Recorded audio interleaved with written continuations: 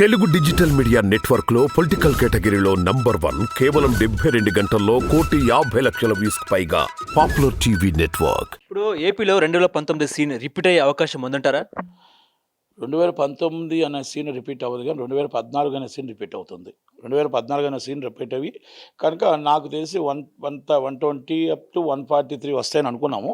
కానీ 143కి ఇప్పుడు ఏదో అటు ఇటు ఉంది. కాకపోతే ఇంకా టైం ఉంది, ఇంకా 45 డేస్ టైం ఉంది. కాబట్టి ముందు వెనక అవ్వచ్చు, వెనక ముందు అవ్వచ్చు. ఏది ఏమైనా జనసేన టీడీపీ గవర్నమెంట్ ఫామ్ చేస్తుంది.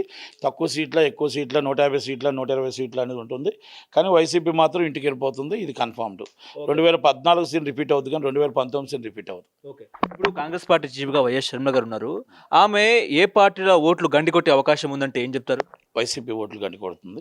వైసీపీ ఓట్లు మొత్తం గంటి కొట్టి ఆమె నించోబెట్టిన సీట్లు బట్టి, ఆమె ఆలోచన బట్టి ఆర్కే గారు వెళ్ళిపోయారని చెప్పేసి మనం అధైర్యపడాల్సిన అవసరం లేదు. ఆమె కూడా గట్టిగానే ఫైట్ చేస్తుంది. కనుక కాంగ్రెస్కి పునర్వైభవం తీసుకొచ్చి 2029కి మన టీడీపీ అపోజిషన్ కాంగ్రెస్ ఉంటుంది, వైసీపీ ఉంటుంది. ఇంకా వైసీపీ మొత్తం టోటల్ వాష్అవుట్ అవుతుంది. ఆమె ఎంపీగా గెలుస్తుంది అనుకుంటున్నాను నేను. కనుక ఆమెకు కూడా కొన్ని ఎమ్మెల్యే సీట్లు వస్తాయి. కనుక కొంతమంది చాలామంది ఇక్కడి నుంచి వైసీపీ నుంచి ఎల్లుండి వెయిట్ చేస్తున్నారు. వీళ్ళు కాంగ్రెస్ ఓటు వైసీపీకి వెళ్ళింది కాబట్టి మళ్ళీ వైసీపీ ఓటే కాంగ్రెస్కి వస్తుంది. జనసేన ఓటు కానీ టీడీపీ ఓటు కానీ మళ్ళీ వాళ్ళకి గండి కొట్టడానికి అవకాశం లేదు. వాళ్ళ ఓటు ఏమి వెళ్దు. రేపు మాపు కాంగ్రెస్ పార్టీ తిరుపతిలో బహిరంగ సభ, దానికి చీఫ్ గెస్ట్గా తెలంగాణ రాష్ట్ర ముఖ్యమంత్రి రేవంత్ రెడ్డి కూడా వెళ్తున్న పరిస్థితి ఆంధ్రకు ఎట్లా చూస్తారండి? ఎట్లా ఉండే అవకాశం ఉంది పరిణామాలు?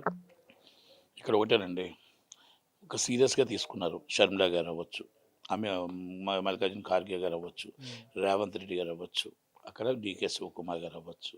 ఎట్టి పరిస్థితుల్లో ఆంధ్రప్రదేశ్లో కూడా పునర్వైభవం రావాలి. దేశంలో మనం కాంగ్రెస్ పార్టీ రాహుల్ గాంధీ గారు ప్రధానమంత్రి అవ్వాలి. మేబీ 2024 అవ్వకపోవచ్చు. ఓకే, మళ్ళీ మసిపూసి మామిడికాయలు చెప్పి మళ్ళీ హిందుత్వ ఓటుతో మళ్ళీ ముందుకు రాకపోవచ్చు. కానీ 2029కి అయినా సరే మన ప్రయత్నం మనం చేయాలి.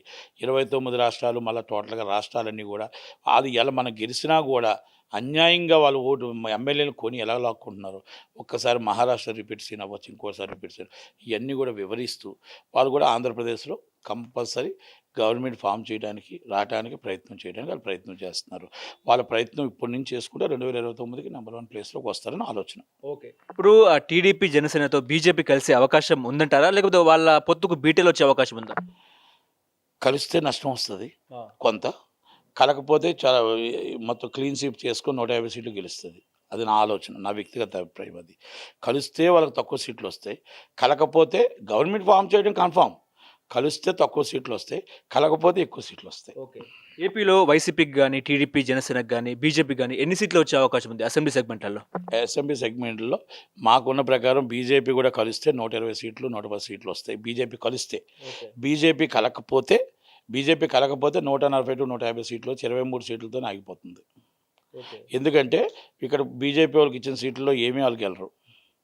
అన్ని సీట్లు వైసీపీ గెలుస్తుంది. కనుక పవన్ కళ్యాణ్ గారు ఇచ్చిన సీట్లు పవన్ కళ్యాణ్ గారు గెలుచుకుంటారు. అలాగే టీడీపీ ఇచ్చిన సీట్లో కొన్ని సీట్లు మరి వాళ్ళు గెలిచిపోతే తగ్గిపోతుంది కదా ఇక్కడ. కనుక మెజార్టీ తగ్గిపోతుంది. ఎందుకంటే వాళ్ళు ఎక్కువ సీట్లు అడుగుతున్నారు బీజేపీ వాళ్ళకి ఇచ్చిన సీట్లు నాకు తెలిసి ఒక సీటు తప్ప ఎక్కువ గెలిచే అవకాశాలు లేవు.